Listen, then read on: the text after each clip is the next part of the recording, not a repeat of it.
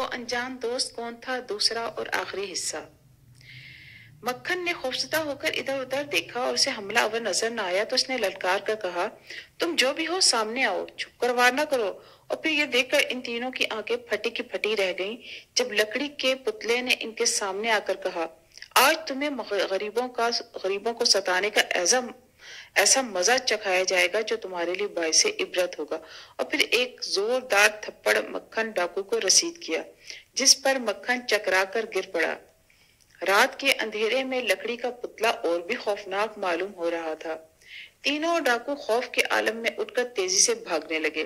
اپنے آپ کو سب سے زیادہ بہادر سمجھنے والا سندل سب سے آگے آگے تھا، مگر پتلا بھی انہی کی رفتار سے لنگڑا پاؤں گھسیٹ گھسیٹ کر ان کا پیچھا کرنے لگا۔ ٹھک ٹھک ٹھک ٹھک ٹھک، لکڑی کے اس پتلے کے چلنے کی آواز رات کی خاموشی میں اور بھی خوفناک اور پرسرار لگ رہی تھی۔ تینوں ڈاکو اندھا دھند بھاگ رہے تھے۔ وہ گرتے پڑتے، درختوں سے ٹکراتے اور فصلوں سے الجھتے زخمی حالت میں بھاگتے چلے جا رہے تھے۔ وہ ہر حالت میں اس بھوت سے بہت دور جانا چاہتے تھے۔ آخر تینوں ڈاکو اپنی اپنی جانیں بچانے کے لیے تین مختلف سمتوں میں بھاگنے لگے، لیکن خوف نے تینوں کو ایسا جکڑ رکھا تھا کہ ان کے حواس ہی سلامت نہ رہے، اور ان تینوں کو وہ بھیانک پتلا ٹھک ٹھک ٹھک ٹھک کرتا اپنا پیچھا کرتا نظر آیا۔ پاؤں گھسیٹ کر چلنے کے باوجود اس کے چلنے کی رفتار بہت تیز تھی۔ لکڑی کا یہ بے جان پتلا لال کا پیچھا کرتا اسے ندی تک لے گیا۔ لال نے گھبرا کر سخت سردی میں ندی میں چھلانگ لگا دی، جبکہ سندل بھاگتا بھاگتا بھاگتا جنگلوں کی طرف نکل گیا، جہاں گھپ اندھیرا تھا اور ڈراؤنی آوازیں آ رہی تھی۔ پتلا ندی کے کنارے کھڑا اس وقت تک انہیں دیکھتا رہا جب تک وہ دونوں نظروں سے اوجھل نہ ہو گئے۔ اب پتلا مکھن ڈاکو کے ایسے پیچھے پڑا کہ اپنی تمام دلیری بھول گیا۔ پتلے نے بھگاتے ہوئے مکھن کو فضل چاچا کے گھر کے سامنے پہنچا دیا، اور ٹھک ٹھک کی آوازوں سے رات کی خاموشی اور سکوت ٹوٹ گیا۔ گاؤں کے لوگ جاگ گئے اور تجسس کے مارے گھروں سے باہر نکل آئے۔ فضل چاچا بھی شور و غل کی آوازیں سن کر آنکھیں ملتا گھر سے باہر نکلا تو اپنے دروازے پر مشہور ڈاکو مکھن کو بے ہوش پڑے دیکھا اور سامنے پتلے کو کھڑا پایا، جو اب تیزی سے واپس کھیتوں کی جانب جا رہا تھا۔ فضل چاچا سمجھا شاید وہ اب بھی نیند میں ہے۔ گاؤں کے لوگوں نے مکھن ڈاکو کو رسیوں سے باندھا اور پھر اسے ہوش میں لائے۔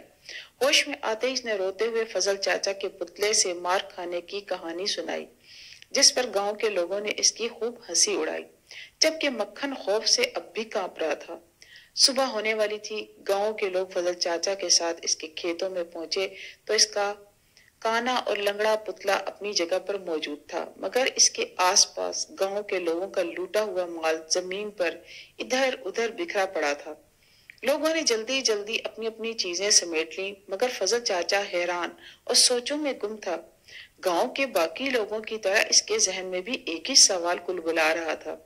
اس نے اپنے قریب کالی چادر اوڑھے شاویز سے پوچھا، آخر ایک بے جان پتلا ان خطرناک اور بے رحم ڈاکوؤں کو کیسے سبق سکھا سکتا ہے؟ اس پر شاہویز مسکرا کر بولا، اپنی زمین کی حفاظت کے لیے پتلے میں بھی جان پڑ سکتی ہے۔ فضل چاچا نے چونک کر اپنے بیٹے کی جانب دیکھا اور نہایت فخر اور پیار سے اسے گلے لگا لیا۔ مشرق سے آنے والی نورانی شعائیں نئی صبح کا پیغام دے رہی تھی، اور گاؤں کے تمام لوگ محبت اور عقیدت سے شاہویز کو دیکھ رہے تھے، جس نے بے جان بدصورت لنگڑے لکڑی کے پتلے سے بہت خوبی سے کام لیا تھا اور اپنے کھیت اور کھیتی سے سچی محبت کا ثبوت دیا تھا۔